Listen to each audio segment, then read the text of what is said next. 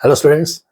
तो आज हम शुरू करने वाले हैं अपनी नेक्स्ट यूनिट नंबर 8, और जिसका नाम है social movement, worker present, environment and women's movement.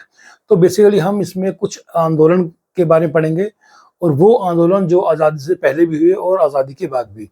और इस आंदोलन में समाज के बहुत सारे वर्ग जुड़े थे, जिनमें श्रमिक थे, किसान थे, पर्यावरण संबंधी जो पर्यावरण थे वो थे, और महिला आंदोलन।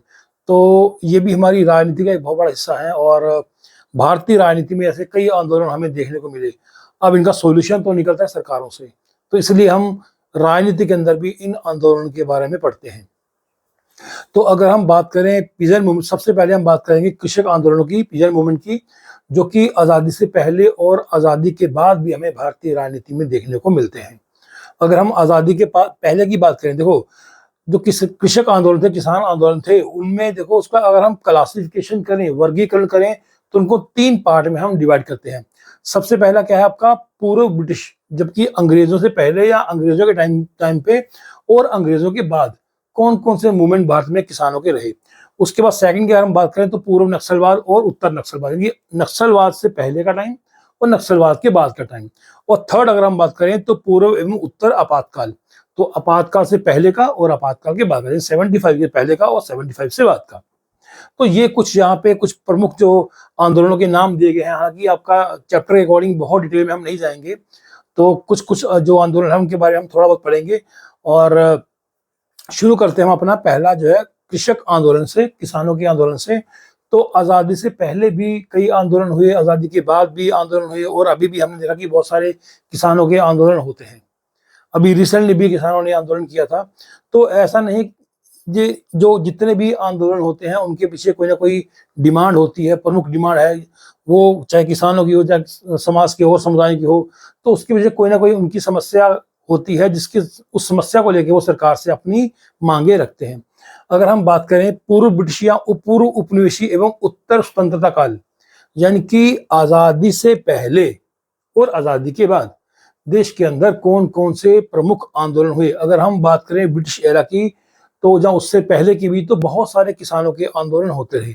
अब किसानों के आंदोलन के प्रमुख कारण क्या है, देखो किसान जो है वो जमीन से जुड़ा है, और उसके जो प्रमुख मुद्दे हैं वो जमीन से और उनकी फसलों से ही जुड़े हैं। तो अगर हम पुराने समय की बात करें तो किसानों की मांगे क्या थी कि उनकी जमीन पे उनका हक मिले, उनसे जो काम करवाया जा रहा है उनका शोषण ना हो, उनके जो कर है उसको मुक्त किया जाए, सामंतवादी या जमींदारी प्रथा है उसके उसके अधीन अगर उनका शोषण हो रहा है तो उससे उनको आज़ादी मिले। तो ये कुछ प्रमुख मांगों को लेके ही आज़ादी से पहले भी और आज़ादी के बाद भी कई मांगे जो थी किसानों की उठती रही। अगर हम बात करें ब्रिटिश एरा की, तो सबसे पहले हमें देखने को मिलता है बंगाल के संथाल में 1855 का विद्रोह। जो संथाल जनजाति है बंगाल की, वहां पे यह पहला हमें विद्रोह देखने को मिला। जो आदिवासी कबीले थे उन्होंने सरकार के जो प्रशासक थे उनकी जातियों के खिलाफ, और जो जमींदार थे उनकी जातियों के खिलाफ, साहूकार जो थे उसके खिलाफ ये पहला विद्रोह हुआ जनजातियों का। ठीक है।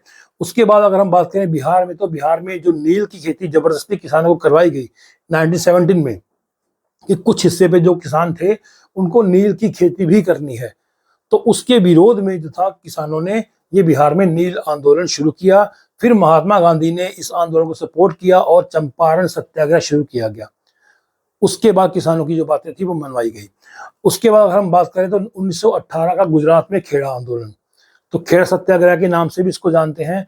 ये जो किसानों के कर कानून थे, जो कर प्रणाली थी उनकी, उसके खिलाफ ये आंदोलन शुरू हुआ। इसको भी महात्मा गांधी समर्थन दिया, और ये आंदोलन भी महात्मा गांधी के नेतृत्व में खेड़ा में हुआ। इसको खेड़ा सत्याग्रह के नाम से जानते हैं।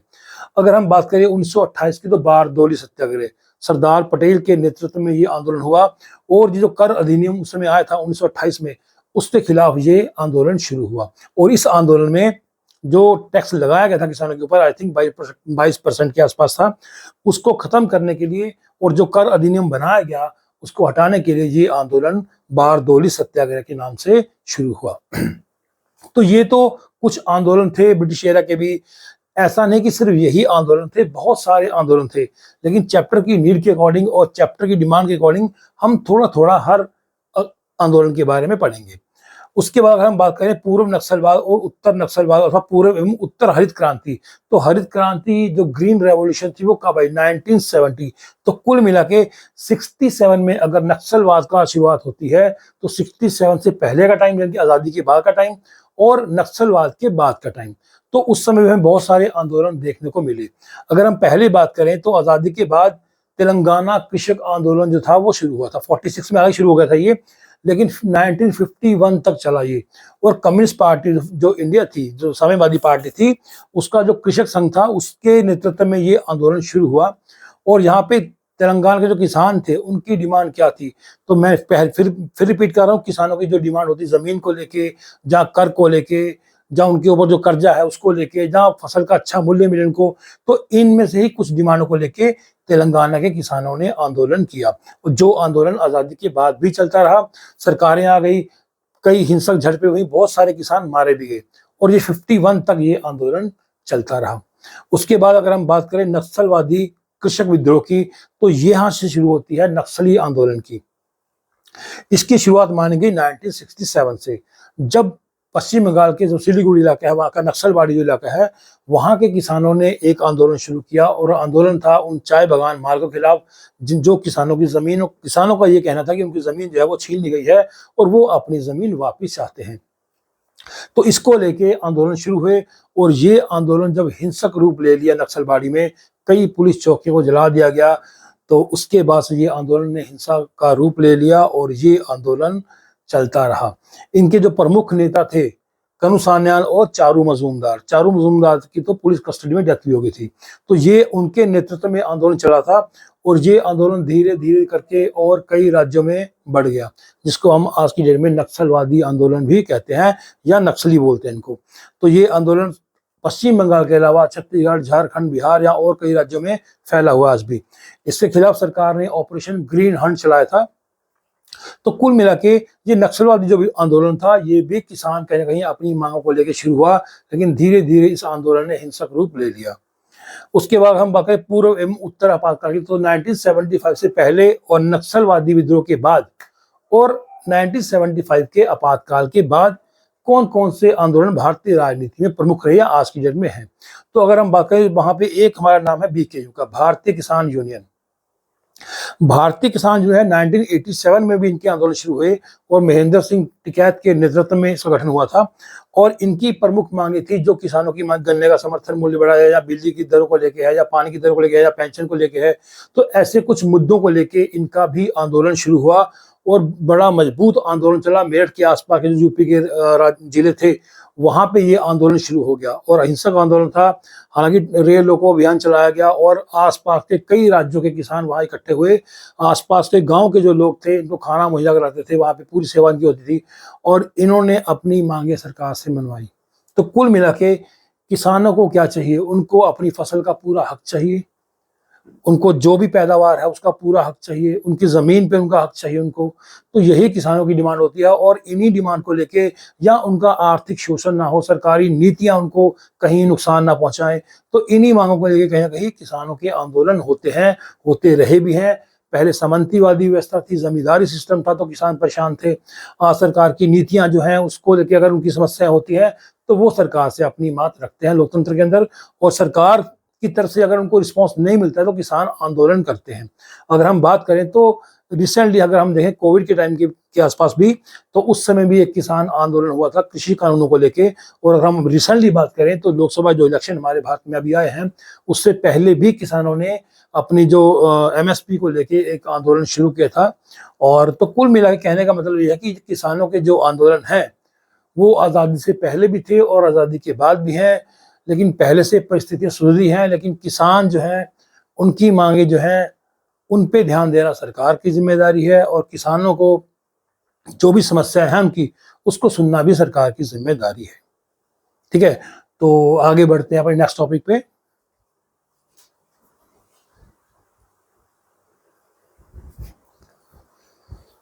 तो आगे चलते हैं अपने नेक्स्ट टॉपिक पे। हमारा जो नेक्स्ट टॉपिक है वो वर्कर मूवमेंट्स का है। तो वर्कर मूवमेंट में जो श्रमिक आंदोलन हुए भारत के अंदर, तो श्रमिक आंदोलन ऐसा नहीं है, बहुत सारे हुए हैं आज़ादी से पहले भी और आज़ादी के बाद भी। और जो वर्कर क्लास है, जो जब इंडस्ट्रियलाइजेशन हुआ भारत के अंदर भी या उससे पहले, तो जब ये बड़ी-बड़ी मशीनें आ गई या जो उद्योगीकरण हुआ, उसके बाद से श्रमिकों की डिमांड बढ़ी और बहुत सारे आज़ादी के बाद भी बहुत सारे श्रमिकों की डिमांड बढ़ी और बहुत सारे श्रमिकों को नौकरी दी गई।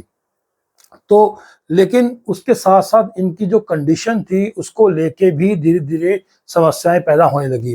अगर हम बात करें तो शुरुआत के जो 20th सेंचुरी की शुरुआत थी, उसमें S L Bangali, M Lokhande और अन्य, इन्होंने क्या किया, इन्होंने अपनी एसोसिएशन बनानी, जो वर्कर एसोसिएशन थी उनका निर्माण करना शुरू कर दिया। धीरे धीरे हड़ताल शुरू होगी और कई इलाकों में हड़तालें होना भी शुरू हो गया। श्रमिकों की डिमांड क्या थी? श्रमिकों की डिमांड एक तो प्रॉपर वेजेस को लेके थी, यानी जो उनको वेजेस मिलते हैं वो उनको प्रॉपर वेजेस मिले, उनकी जो वर्किंग कंडीशन है उसको एक स्टेबिलिटी मिले और जो उनका एक जॉब का पर्पस है उनको उसको भी स्टेबिलिटी मिले। तो ये कुछ डिमांड थी जिनको लेके वर्कर्स ने बहुत सारे मूवमेंट किए। इनमें बहुत सारी जो कपड़ा मिल थी या जूट मिल थी, तो ऐसी बहुत सारी उस समय फैक्ट्रियां थी जहाँ पे वर्कर्स ने अपनी अपनी डिमांड के लिए मूवमेंट किए। मद्रास की हम बात करें तो मद्रास कपड़ा मिल, अहमदाबाद में वर्कर थे, जमशेदपुर में टिस्को प्लांट था, वहां पे कई सारे मूवमेंट हुए और इन मूवमेंट को देखते हुए जो वर्कर्स की कंडीशन थी उसको ठीक करने के लिए और अपनी डेली जो उनकी परिस्थितियां थी इसको सुधार करने के लिए या जॉब गारंटी के लिए कह लें, तो उनको लेके इन वर्कर्स ने बहुत सारे मूवमेंट किए हैं और इनके मूवमेंट को सपोर्ट किया है। जब इनकी मूवमेंट शुरू हुई, स्ट्राइक शुरू हुई, तो उन स्ट्राइकों के थ्रू ही बहुत सारी वर्कर एसोसिएशन का निर्माण हुआ, बहुत सारे श्रमिक संघों का निर्माण हुआ, उसके बाद बहुत सारे ट्रेड यूनियन का निर्माण हुआ। अगर हम बात करें स्ट्राइक्स और एसोसिएशन की, तो 1921 की अगर हम बात करें तो 1921 में 396 स्ट्राइक्स हुई। फर्स्ट वर्ल्ड वॉर के बाद बहुत डिमांड बढ़ी वर्कर्स की और उसके बाद वर्कर्स ने अपनी डिमांड रखनी शुरू कर दी और कई स्ट्राइक हुई। इंडिया के अंदर भी 1921 में टोटल 396 स्ट्राइक जो है गवर्नमेंट रिकॉर्ड में दर्ज की गई और इन स्ट्राइक्स में कम से कम 6 लाख वर्कर ने पार्टिसिपेट किया था। उसके बाद 1926 में ट्रेड यूनियन एक्ट पास किया गया, जिसके थ्रू जो ट्रेड यूनियन होती है उनको एक लीगल स्टेटस दिया। कहने का मतलब यह है कि शुरुआती दौर में जो जो वर्कर्स की डिमांड आई उसके लिए वर्कर ने अपनी स्ट्राइक्स करी और स्ट्राइक के थ्रू अपनी मांगों को मनवाने की कोशिश करी। हालांकि वर्कर्स की कंडीशन उस समय इतनी अच्छी नहीं थी और कुछ वर्कर तो डेली वेजेस पे ही काम कर रहे थे, तो उनकी कंडीशन बहुत अच्छी नहीं थी। तो अपनी कंडीशंस को लेके, जॉब सिक्योरिटी को लेके या अब उनको जो उनको वेजेस मिलते हैं उसको लेके उन्होंने बहुत सारी डिमांड रखनी शुरू कर दी और धीरे धीरे इन्होंने स्ट्राइक का रूप ले लिया। स्ट्राइक शुरू हुई तो स्ट्राइक से ही बहुत सारे जो वर्कर एसोसिएशन थी वो बननी शुरू हो गई। ट्रेड यूनियन एक्ट पास हुआ 1926 में। उसके बाद अगर हम बात करें तो इंडिपेंडेंस के बाद भी 1958 में टिस्को जो प्लांट है जमशेदपुर में, वहां पे स्ट्राइक हुई। कानपुर क्लॉथ मिल में 1955 में स्ट्राइक हुई और 1974 की रेल स्ट्राइक हुई। ये क्वेश्चन आपको अलग से पूछ सकता है। 1974 की रेल स्ट्राइक, जो कि इमरजेंसी से कुछ एक साल पहले 1974 की जो रेल स्ट्राइक हुई, ये बड़ी पॉपुलर हुई और इसमें आई थिंक 1.5 करोड़ से भी ज्यादा जो वर्कर थे उन्होंने स्ट्राइक को रूप दिया। और ये डिमांड, इनकी डिमांड क्या थी कि जो वेतन और भत्ते हैं, जो पेंशन है, उसको लेके इनकी ये स्ट्राइक थी। ये आई थिंक 10 दिन स्ट्राइक चली है और 10 दिन बाद जो गवर्नमेंट थी उन्होंने इसको, इस स्ट्राइक को इलीगल डिक्लेयर कर दिया। तो बिना किसी रिजल्ट के ये स्ट्राइक वापस ले ली गई। जॉर्ज फर्नांडिस ने इस स्ट्राइक का नेतृत्व किया था। तो ये एक बहुत बड़ी स्ट्राइक मानी गई। और अगर हम बात करें तो स्ट्राइक को लेकर जो वर्कर की जो एसोसिएशन बनी, जब वर्कर्स की डिमांड को लेके बहुत सारे इंडिया के अंदर यूनियन बनी। अगर हम बात करें जिनमें एटक थी बहुत पुरानी, all India trade union Congress 1920 में ये बनाई गई और लाला लाजपत राय के नेतृत्व में इसका गठन किया गया था। 1948 में हिंद, अगर हम आज़ादी के बाद की बात करें तो 1948 में हिंद मजदूर सभा, जो कि प्रजा सोशलिस्ट पार्टी द्वारा बनाई गई। इंटक बनाई गई 1947 में, Indian national trade union Congress 1947 बनी ये, और ये थोड़ा कांग्रेस से क्लोज है। अगर हम एटक की बात करें तो कम्युनिस्ट पार्टी के क्लोज है वो, और इंटक जो है वो कांग्रेस पार्टी के क्लोज है। अगर हम बात करें बीएमएस की, भारतीय मजदूर संघ, तो ये बीजेपी और आरएसएस के क्लोज है। और 1945 जो हिंदुस्तान मजदूर सभा थी, ये बनी 1948 में और इनको बनाया समाजवादियों ने। C2 जो बनी, C2 जो बना सेंट्रल ट्रेड यूनियन, वो क्या है, वो कम्युनिस्ट पार्टी के जो मार्क्सिस्ट है उनके क्लोज है। तो कहने का मतलब कि बहुत सारी पॉलिटिकल पार्टीज भी हैं जिनके साथ बहुत सारी वर्कर एसोसिएशन जो है वो जुड़ी हुई हैं, और कहीं ना कहीं वो राजनीति के थ्रू अपनी डिमांड्स को पूरा करवाने की कोशिश करती है। तो फिर रिपीट कर रहा हूँ, जो वर्कर्स हैं उनकी जो वर्किंग कंडीशन है, फैक्ट्री के अंदर हो, मिल के अंदर हो, कारखानों के अंदर हो, कहीं भी उनकी जो वर्किंग कंडीशन है उनको लेके, उनके वेजेस को लेके, उनकी वर्किंग कंडीशन को लेके, तो इनकी जो भी डिमांड उठती है उनको लेके अगर वो डिमांड पूरी नहीं होती है तो वर्कर्स अपनी स्ट्राइक करते हैं, जिनके कुछ एग्जाम्पल हमने पढ़े यहाँ पे आज़ादी से पहले भी और आज़ादी के बाद भी। और बहुत सारी वर्कर एसोसिएशन बनी, उसके अब तो लेबर लॉ बन चुके हैं, बहुत सारे कानून बन चुके हैं, इनके घंटे तय हो चुके हैं काम करने के, वर्किंग कंडीशन कैसी होनी चाहिए, वहाँ पे क्या क्या फैसिलिटी होनी चाहिए, अब तो बहुत सारे कानून बना दिए गए। लेकिन इसके लिए भी लंबा संघर्ष था वो इन वर्कर्स को करना पड़ा। ठीक है, तो ये था वर्कर्स मूवमेंट। इसमें बहुत कुछ ज्यादा पार्ट आपका है नहीं। अगर हम उसके बाद बात करें तो उसके बाद हमारा एनवायरमेंट मूवमेंट की। ठीक है,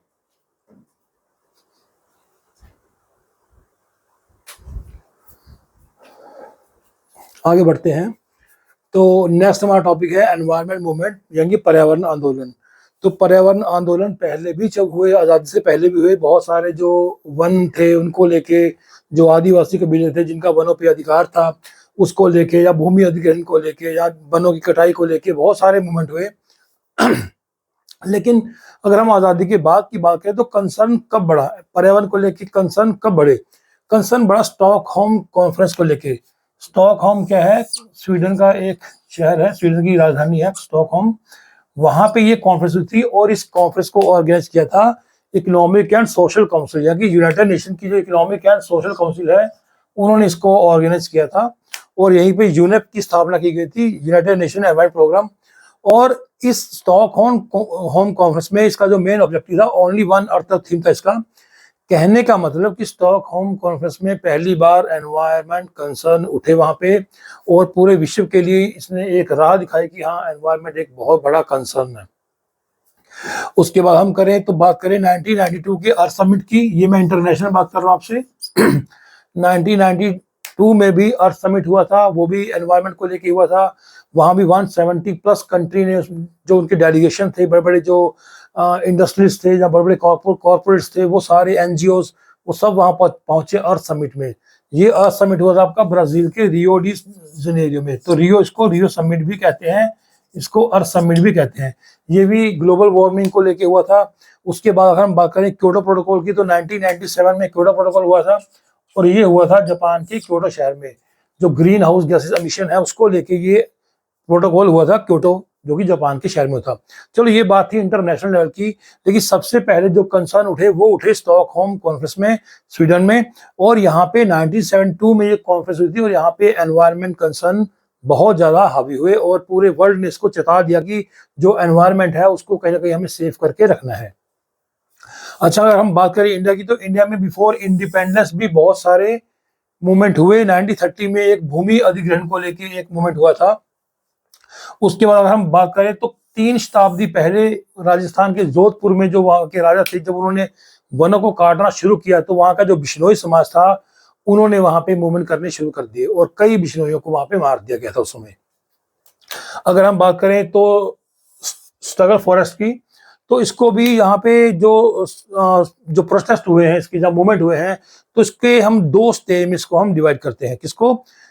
फॉरेस्ट स्ट्रगल को, जबकि जो वन है उनको, उनकी जो कटाई होती है उसको लेके, हम वनों की कटाई को लेके जो मूवमेंट हुए हैं उनको हम 2 स्टेज में हम डिवाइड करते हैं। पहला है कमर्शियल एक्टिविटी को लेके जो मूवमेंट हुए, और दूसरा साइंटिफिक फॉरेस्ट्री एजुकेशन, यानी वैज्ञानिक वन विद्या। अब ये क्या होता है? तो कमर्शियल एक्टिविटी क्या है कि जो कोई कमर्शियल एक्टिविटी हो रही है, कोई प्रोजेक्ट चल रहा है, कोई डेवलपमेंट प्रोजेक्ट चल रहा है, विकास के कार्य हो रहे हैं, तो वनों को काटा जा रहा है वहाँ पे। तो इसको लेके भी वहाँ के जो लोकल जनजाति हैं, जहाँ इंडिजिनस जो मूलवासी लोग हैं, जहाँ वहाँ के जो लोग वहाँ रहते हैं, वो इसका विरोध करते हैं, आंदोलन करते हैं, और कई बार उनकी आवाज़ को अनसुना कर दिया जाता है। लेकिन उनको बहुत सारी परेशानियां उन लोगों को झेलनी पड़ती हैं जो वहाँ पे रहते हैं, जो आज से नहीं, बहुत सारे कई सालों से वहाँ पे रहते हैं। उनको हम इंडिजिनस पीपल बोलते हैं। तो उनको कई परेशानियां वहाँ फेस करनी पड़ती हैं। सेकेंड, अगर हम बात करें तो साइंटिफिक फॉरेस्ट्री एजुकेशन, यानी कि वैज्ञानिक वन विद्या। ये क्या होता है? जब साइंस, बहुत सारी जो टेक्निक्स नहीं आ गई हैं, तो इसमें क्या हुआ था, इसमें बहुत सारे जो एक नेचुरल जो हमारी प्लांटेशन थी उसको काट के एक नई प्रणाली लगी कि एक ही टाइप के जो पौधे थे उनको उगाया गया एक सीरीज में, ताकि एक नई उसमें इनका मेन ऑब्जेक्टिव कमर्शियल था कि इसमें ज्यादा से ज्यादा मुनाफा कमाया जाए। लेकिन इससे जो हमारी नेचुरल जो प्लांटेशन थी उसको नुकसान होना शुरू हो गया। तो इसको लेके भी बहुत सारे मूवमेंट हुए। लेकिन हम कुछ पॉपुलर मूवमेंट की अगर बात करें इंडिया की, तो उनमें सबसे पहले हमारा देखने वाला चिपको मूवमेंट। चिपको मूवमेंट जो 1970 के आसपास हुआ था उत्तराखंड के टिहरी जिले में, वहां पे ये मूवमेंट क्यों शुरू हुआ था कि वहां की जो एक बहुत कीमती लकड़ी थी, तो जिससे कि जो एक इसका ठेका दिया गया था प्राइवेट कंपनी को जो कि क्रिकेट की बैट बनाती थी, ठीक है। तो उस कंपनी को जब ठेका मिला तो लोग जो थे वो बड़ी इंपॉर्टेंट और बड़ी ही महंगी लकड़ी थी, उसको लेके लोगों ने ये मूवमेंट शुरू किया। इनके जो मेन लीडर थे सुंदरलाल बहुगुणा, उन्होंने इसको शुरू किया और लोगों ने क्या किया, इसमें फीमेल ने बहुत बढ़ चढ़ के रोल प्ले किया था इस मूवमेंट में। तो लोग क्या था, पेड़ों के साथ चिपक गए और उन्होंने बोला कि अगर आपको पेड़ काटने तो आपको हमें भी साथ में ही काटना पड़ेगा। तो इनको लेके ये चिपको मूवमेंट हुआ जो कि बड़ा पॉपुलर रहा, और तब गवर्नमेंट ने लोगों के फेवर में फैसला दिया था और उस एरिया में वनों की कटाई पर रोक लगा दी गई थी चिपको मूवमेंट के बाद। उसके बाद 16 मूवमेंट हुआ, ये पता ही आपको, 16 शौचालय बनाए गए बहुत सारे ताकि सफाई अभियान रहे और एनवायरनमेंट को नुकसान ना हो। उसके बाद तरुण भारत संघ जो था 1986 में, ये राजस्थान में हुआ, और ये जो अरावली श्रेणी है वहां पे जो पानी की बड़ी कमी थी उसको वाटर हार्वेस्टिंग को लेके ये तरुण भारत संघ का निर्माण हुआ, और वहां पे आज की जो में अगर हम देखें तो वहां पे पानी की समस्या से काफी हद तक छुटकारा पा लिया गया है। उसके अलावा नर्मदा बचाओ आंदोलन जो था ये बड़ा पॉपुलर रहा, ये कई साल तक ये मूवमेंट चला।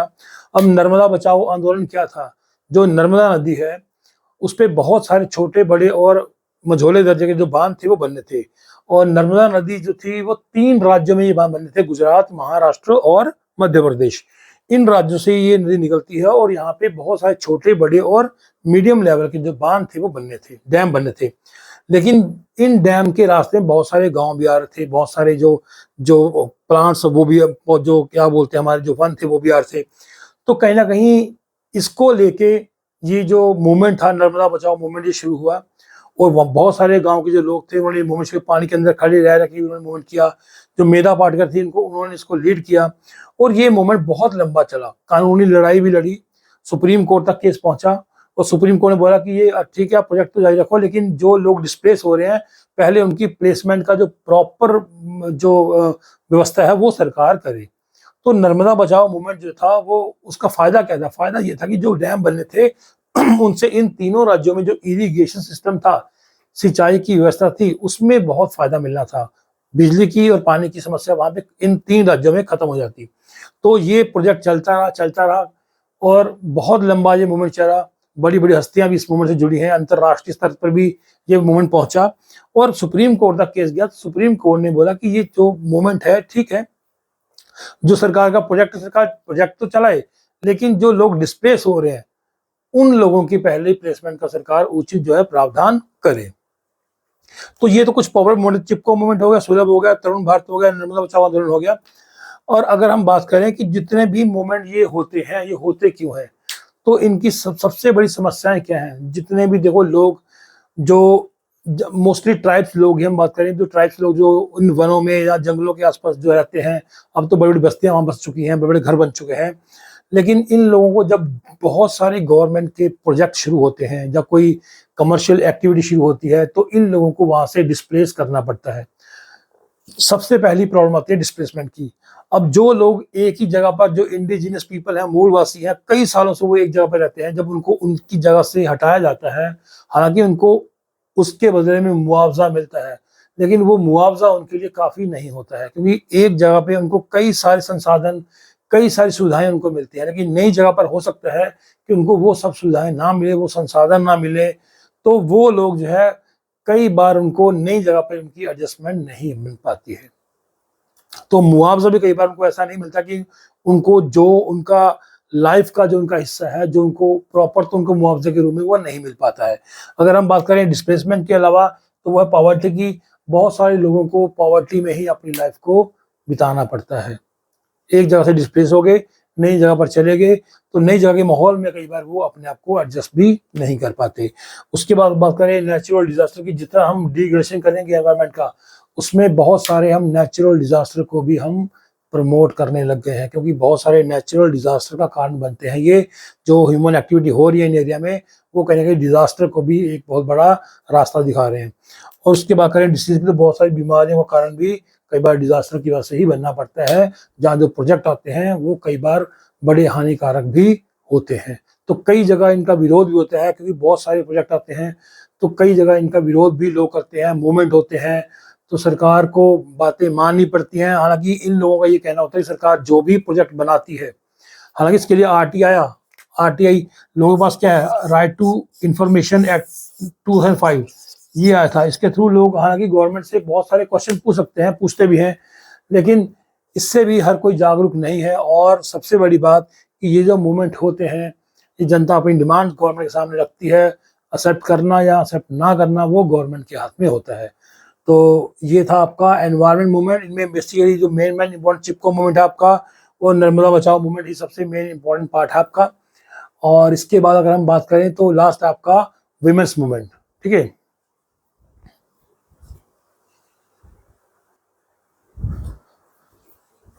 आगे चलते हैं। तो नेक्स्ट टॉपिक हमारा वुमेन्स मूवमेंट का, महिला आंदोलन का।